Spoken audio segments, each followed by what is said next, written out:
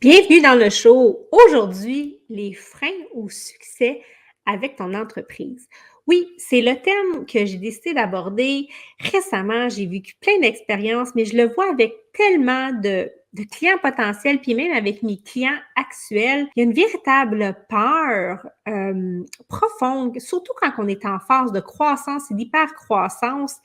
Viscéralement se cache une profonde peur du succès. On le veut, on le décrète, on l'aspire, on le médite, on l'écrit, n'importe, vous le faites tout, vous le voulez. Mais quand le succès se présente à la porte, la chienne nous poigne bien souvent. Et je le vois très, très, très souvent. Et j'ai envie aujourd'hui de le démystifier, d'amener les 5 grands freins les plus fréquents que j'observe. Et ça vient complètement bloquer ou retarder vraiment la croissance des entrepreneurs, bien sûr, en croissance. Donc là, je ne parle pas des gens en démarrage, des gens qui ont le vent dans les voiles, là, ça va bien, parce que ça va bien. On a peur des fois d'accélérer, tu sais, de donner le petit coup de pédale qui va nous amener peut-être au prochain niveau, mais on pourrait, là, on serait prêt. On est prêt, en fait. La vie nous le montre. On l'a tellement voulu pendant longtemps, mais quand ça se présente, puis des fois, ça arrive super vite, puis on a l'impression que, ben non, ça se peut pas. Ça peut pas arriver aussi rapidement. Je suis pas prête, je suis pas rendue là. Puis des fois, oui, on est prêt, on est rendu là. Et là, il peut y avoir plein de mécanismes d'auto-sabotage qui se présentent. Donc, je veux voir avec toi aujourd'hui, je vais te parler des 5 grands freins qui bloquent vraiment et qui retardent votre croissance et que j'observe le plus, autant avec mes clients qu'avec ceux qui veulent se rendre là. Il y en a plusieurs, bien sûr. Si tu m'écoutes, c'est que tu fais partie de ces personnes-là. Et je vais te donner aussi à la fin, donc reste avec moi jusqu'à la fin, parce que je vais te parler de 3 choses que tu peux faire, que tu peux mettre en place pour éviter ça, pour justement bypasser ça, puis pour continuer ton air d'aller, puis atteindre tes objectifs, puis accomplir ce que tu as envie d'accomplir comme entrepreneur. Donc, si tu me découvres, c'est nouveau sur la chaîne, je me présente, je m'appelle Karine Roy, je suis mentor, je suis coach d'affaires certifié et j'aide les entrepreneurs à bâtir des équipes et des systèmes performants en devenant des super gestionnaires de leur entreprise. Donc, c'est ce que je t'aide à faire. Donc, si tu es nouveau aussi, je t'invite à t'abonner à la chaîne, à me faire un j'aime, puis s'il te plaît, viens m'écrire en commentaire. Donne-moi des questions si tu as des sujets de gestion que tu aimerais que j'aborde pour toi avec les équipes, avec la réorganisation, avec les transformations des systèmes des entreprises. Ça va me faire plaisir de faire un sujet spécial pour répondre à tes questions. Donc, qu'est-ce qui freine le succès des entreprises? Bien, premièrement, la première chose que j'observe, c'est la prise de décision. Donc, être un entrepreneur, être un leader, c'est être un décideur. Donc, j'espère que tu es capable de prendre des décisions. Hein, il y en a qui sont toujours dans l'ambiguïté, on ne sait pas, il faut y penser. Fait que déjà là, regardez-vous, est-ce qu'on est capable de prendre des décisions? Tu sais, si tu n'es même pas capable de choisir, là, c'est quoi tu vas manger pour souper, puis à chaque fois, tu as besoin de quelqu'un pour t'aider, pose-toi de sérieuses questions. Est-ce que tu es à la bonne place? Mais là, si vous m'écoutez puis vous êtes en croissance, en hyper-croissance, vous êtes à la bonne place. Je suis convaincue, vous avez déjà pris des décisions par le passé. Mais prendre une décision, c'est oui, c'est important, mais il faut prendre la meilleure ou la bonne décision. Et en fait, le truc, bien souvent, puis c'est là la nuance, puis c'est là la particularité où il faut vraiment être très conscient de comment on se comporte, puis comment on a mis en place un processus décisionnel, c'est que si on prend une décision basée sur des peurs, on risque fort probablement de prendre une mauvaise décision. Sur le coup, on ne le voit pas tout le temps. Puis je vais vous donner un exemple bien concret pour expliquer ça. Donc, on peut avoir peur de prendre une décision importante et parce que ça peut présenter un risque financier, par exemple. Donc, tu sais, quand il vient le temps de prendre une décision financière, c'est sûr qu'il va y avoir des peurs. Quand on a des investissements importants à faire, il y a des craintes. Donc, la meilleure façon de prendre la meilleure décision et la bonne décision, c'est pas d'y aller à l'intuition, puis au pire, puis je le sens, puis mon guide me le dit, puis je suis une personne qui est quand même très rationnelle et aussi spirituelle. Mais là, quand vient le temps de prendre une décision financière, le gambling, puis l'émotion, puis la sensation, puis le guide, peut-être qu'il pourrait arriver en dernier. Donc, commencez par regarder vos données, vos chiffres.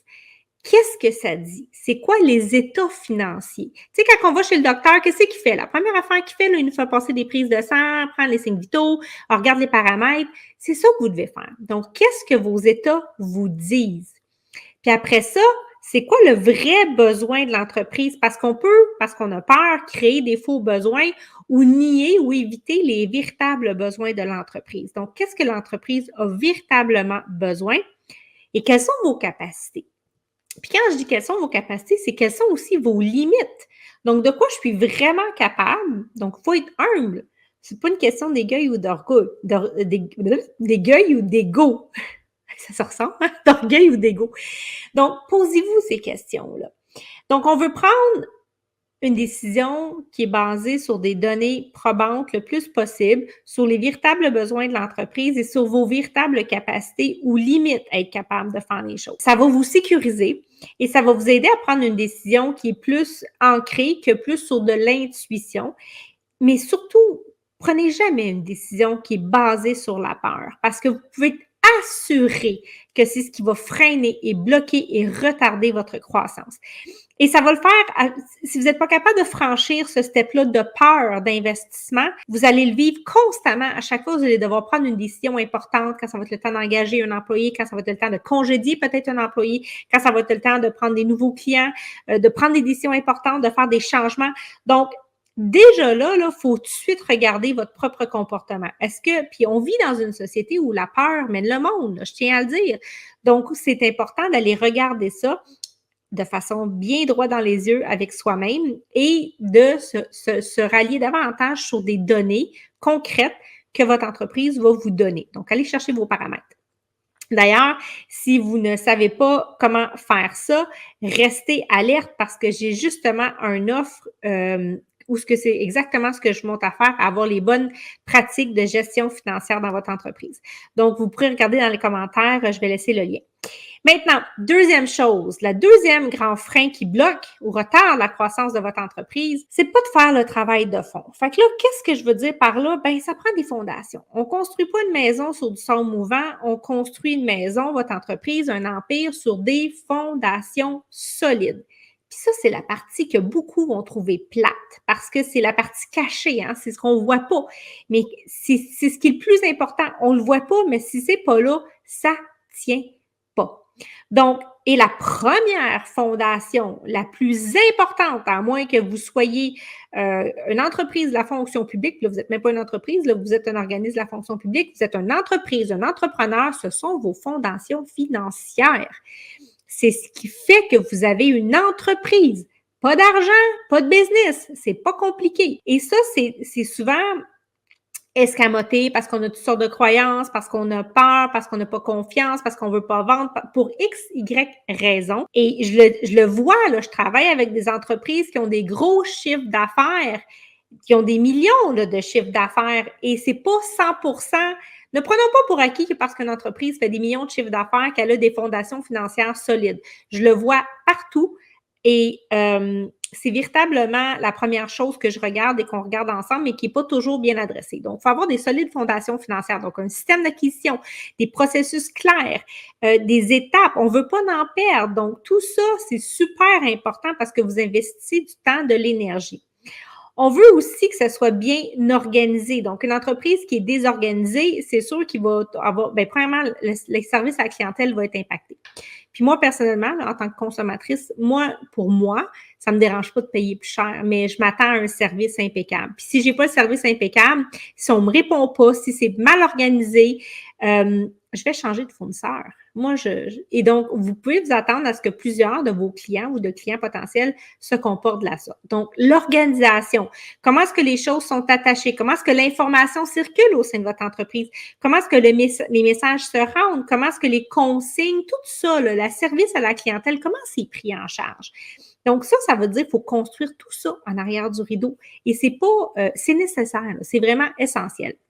Et bien sûr, pour arriver à construire ces fondations-là, ça veut dire mettre en place des mécanismes et des processus. Donc, oui, un petit peu pour les nuls, parce que là, tu vas grandir, tu vas avoir une équipe, puis tu sais, c'est pas parce que votre équipe va être nulle, c'est pas ce que je veux dire, mais plus ça va être écrit clairement, puis ça va être défini clairement, qu'est-ce qui est attendu, comment faire les choses, dans quelle séquence faire les choses, à quel moment, c'est quoi les étapes, plus vous allez diminuer le risque d'erreur. et plus vous allez augmenter votre service à la clientèle. Donc, ce sont un travail de fond. Bien souvent, si on est une personne qui est plus dans le service, justement, on est moins porté à vouloir s'occuper de ces choses-là, peut-être parce qu'on n'a pas d'intérêt, parce qu'on n'aime pas ça, parce qu'on voit ça lourd. Puis c'est vrai que pour certaines personnes, ça peut être lourd parce que c'est pas notre type de personnalité, mais vous devez quand même le faire. Fait que si c'est pas vous qui le faites, vous allez devoir payer des gens pour le faire, mais si vous ne faites pas ça, vous serez pas prêt pour le succès qui s'en vient. Ça va vous rattraper, puis ça peut finir en faillite. Donc, personne ne veut ça. Je vous souhaite pas ça. Donc, les fondations, c'est super important. Le troisième grand frein, et celui-là, il est majeur, et c'est vos équipes, c'est les employés que vous embauchez. Et là, c'est marquant ce que je vais vous dire parce que l'employé, les équipes, c'est véritablement ce qui va vous amener à un autre niveau. C'est véritablement ce qui va vous permettre d'exploser votre entreprise et d'avoir des résultats phénoménaux. Et ça peut aussi être votre plus grand gouffre financier si vous n'avez pas les bonnes aptitudes, les bonnes compétences pour bien engager, pour bien retenir ces employés-là. Parce que les engager, c'est une chose, mais les conserver, les retenir, on est dans un marché d'employés et non d'employeurs. Croyez-moi que c'est un gouffre financier. Chaque fois que vous engagez un nouvel employé, ça vous coûte en moyenne minimum entre 20 et 30 000 dollars. Donc, si vous n'avez pas un taux de rétention ou si les gens ne sont pas les bonnes personnes à la bonne place, ils ne donnent pas le bon rendement, vous venez de gaspiller carrément 20-30 000. Donc, oui, l'équipe a vraiment le potentiel de vous amener à un autre niveau, mais l'équipe peut aussi être votre plus gros gouffre financier. Et généralement, quand on a des employés, quand on est rendu à ce stade-là dans l'entreprise, ça va être 80 en moyenne, à peu près 80% de votre masse salariale, de votre marge de profit. Là. Ça veut dire que ça va être votre plus grande charge, votre plus grande dépense. Et souvent, on veut s'improviser patron. On veut justement économiser.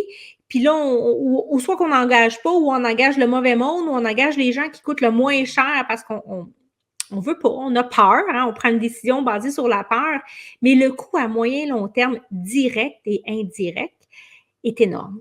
Donc, c'est pas négligeable et je vous invite vraiment à faire preuve d'autocritique. Est-ce que vous avez ce qu'il faut? Avez-vous les forces, les qualités? Puis c'est ce qui va faire la différence entre une équipe devient des superstars puis fait progresser votre entreprise à skyrocket versus ça devient un gouffre financier, c'est la qualité de votre leadership. C'est vraiment la façon dont vous allez gérer cette équipe-là, comment vous allez vous occuper de cette équipe-là, c'est ce qui va faire la différence à 100%. Et ça, on ne vient pas au monde nécessairement avec cette façon de faire-là, ça s'apprend. Définitivement. Donc, si tu aimes ce que je te partage, si ça fait du sens, si ça résonne avec toi, fais-moi un j'aime, écris un commentaire, abonne-toi à la chaîne, s'il te plaît. Ça m'aide, ça encourage mon travail, puis j'aime ça savoir si ça t'apporte de la valeur. Je continue. Donc, le quatrième grand frein, c'est de rester bloqué à cause d'erreurs que tu as vécues dans le passé. Donc, évidemment, la croissance part toujours d'expériences, puis bien souvent, on va avoir plus souvent des expériences négatives que positives. Donc, on va se planter, on va faire des erreurs. Puis des fois, les erreurs, ben ça coûte cher, ça coûte de l'argent. Et ça peut être suffisant juste ça pour dire je mets 2 pieds sur le break puis j'ai pas envie d'aller plus loin. Donc, c'est important d'accepter puis d'accueillir que vous allez en faire des erreurs. Vous allez faire des erreurs qui vont vous coûter de l'argent. Bien sûr, je vous souhaite pas ça puis je vous dis pas que vous devez absolument en faire. Si vous pouvez l'éviter, je vous le souhaite, c'est la meilleure ligne de conduite. Ceci dit, ces mauvaises expériences-là, ce que ça fait, c'est que ça crée comme un trauma. Ça vous crée un trauma psychologique, mental. Et là, vous allez freiner parce que l'expérience que vous avez vécue est tellement pas bonne que votre corps, votre tête dit non, moi, je retourne pas là, je refais pas ça. Par contre, ce qu'il faut faire, c'est encore une fois, c'est glisser dans de la peur. C'est normal, on est humain, on a été comme élevé là-dedans. Donc, comment est-ce que je peux canaliser cette peur-là ou cette mauvaise expérience-là et m'en servir? Donc, plutôt que de se taper sa tête puis de se faire la promesse qu'on ne retournera jamais là, c'est qu'est-ce que je peux apprendre de cette erreur-là? Puis ça, c'est facile à dire, vous l'avez sûrement tous déjà entendu, mais concrètement, le faire, c'est une autre chose. C'est pas tout le monde qui le fait. Je vais donner un autre exemple concret avec la gestion des équipes. Moi, j'ai tellement entendu d'histoires où les gens ont été découragés, ils ont trouvé que c'était tellement exigeant, c'était tellement demandant, puis ils ont décidé qu'ils ne prendraient pas plus de croissance parce qu'ils ne voulaient pas gérer des équipes. Donc, ils sont en train de s'abandonner, d'abandonner peut-être leurs rêves, leurs passions, parce qu'ils ont eu des mauvaises expériences avec la gestion d'équipe, peut-être avec certains employés, ou peu importe c'était quoi l'expérience, qui fait qu'ils ont mis 2 pieds sur le break. Donc là, vous êtes en train de vraiment freiner le succès de votre entreprise. Et tôt ou tard, si vous voulez y arriver, vous allez devoir aborder ce qui a été douloureux à un moment donné. Donc, les erreurs servent à apprendre. Si tu te sers de tes erreurs et que tu arrêtes tout et que tu bloques tout, tu retardes ton succès, encore une fois. Cinquièmement, vos compétences et votre expertise. Vous êtes excellent dans le service que vous offrez. Vous êtes tous excellents, vous avez tous votre zone de génie, mais vous devez apprendre à devenir des gestionnaires. Si vous êtes un leader, un PDG, puis que vous envisagez vraiment de monter votre entreprise à un autre niveau. Et ça, c'est le rôle que vous avez probablement jamais joué. C'est des connaissances que vous n'avez pas et c'est une expérience ou des compétences que ça se développe avec le temps, avec des connaissances. Donc, c'est pas parce que tu es un excellent ou une excellente personne à faire ton offre de service que tu es systématiquement un excellent gestionnaire pour ta business. Et ça, là, si vous apprenez pas à devenir des gestionnaires dans votre entreprise, ça va être difficile. Vous allez toujours rester bloqué, vous allez toujours être freiné et ça retarde le succès. Ça vient avec. Et ça demande une grande transformation parce que quand on change, quand on se décide de se positionner, puis je le vis présentement avec des clients, puis je trouve ça beau parce que à toutes les strates dans son entreprise sont en train de le vivre, c'est que faut faire le deuil du travail qu'on était bon à faire, puis notre zone de génie des fois. Puis là, ça veut dire je dois devenir un gestionnaire plus que le pourvoyeur de services que j'étais, que j'aimais, de ce que je faisais, puis que initialement, c'est ce qui m'a amené là où je suis aujourd'hui. Donc ça, c'est une grande question à vous poser. Êtes-vous prêt à ça? Avez-vous envie de ça? Donc, c'est le cinquième frein, c'est l'expérience, les compétences. Si vous n'êtes pas gestionnaire, si vous n'avez pas fait de scolarité en gestion, si vous n'avez pas un bagage des années de pratique, vous devez aller chercher ça. C'est non négociable. Sinon, ça freine encore une fois votre succès. C'est des habiletés, des connaissances, des compétences que vous devez aller chercher. Et je vous ai promis à la fin 3 choses pour vous aider à éviter ça le plus possible ou que, du moins, qu'est-ce qui peut vous aider pour ne pas tomber dans ces situations-là qui vont vous freiner. Donc, dans un premier temps, il faut aller les chercher, les compétences. Il faut aller les chercher, il faut aller les développer, ça s'apprend. On ne vient pas au monde gestionnaire. Donc, on peut avoir la fibre entrepreneuriale, on peut avoir ce genre de leadership-là, mais il y a véritablement des façons de faire, il y a des approches qui fonctionnent. Allez chercher l'aide, développer votre expertise, prenez des cours, des formations, que ce soit avec un coach, à l'université, trouvez la façon dont vous voulez. Et j'offre ce type de service-là. Si vous regardez dans les commentaires, j'ai plein de liens, j'ai plein de choses auxquelles je peux vous référer. Mais venez la chercher, cette expertise-là, ça vous l'apprend. C'est pas si ça me tente un peu plus tard quand je vais. Non, ça vous l'apprend dès maintenant. La deuxième des choses, c'est un travail sur soi. Je le dis, c'est un compostel. D'ailleurs, je vais laisser dans les commentaires. J'ai fait un podcast où je parle du compostel de l'entrepreneuriat. C'est un travail de développement personnel. Il faut se regarder sans arrêt, avec humilité, sans juger. Il faut aller voir qu'est-ce qui est là, qu'est-ce qui vous dérange, qu'est-ce qui se passe, qu'est-ce qui se joue en dedans de vous. Donc, il faut travailler à se développer parce que sinon, c'est de l'auto-sabotage. Puis à chaque fois que ça freine votre évolution puis votre succès, c'est toujours vous qui êtes en train de vous auto-saboter la plupart du temps. On n'en est pas conscient. On se met des mécanismes de défense ou on peut appeler ça des mécanismes. On peut penser que c'est des mécanismes de protection, mais en fait, c'est des mécanismes de défense parce que la peur est jamais bien loin.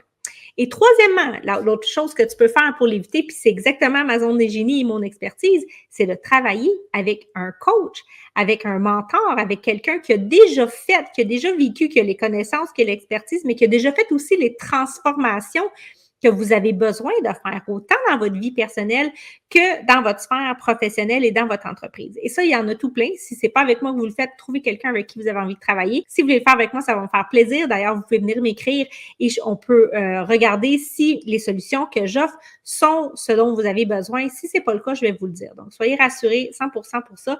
Mais allez chercher l'expertise. C'est pas dépenser, c'est un investissement intelligent, c'est une bonne décision. Parce que les coûts, quand on est rendu à engager des équipes, sont tellement importants et votre leadership est tellement plus important que vous pouvez peut-être le croire ou le penser présentement que ça va faire une véritable différence. Peut-être pas dans l'immédiat, mais sur le moyen, le long terme et sur la rapidité à laquelle vous allez passer à la prochaine étape, c'est majeur.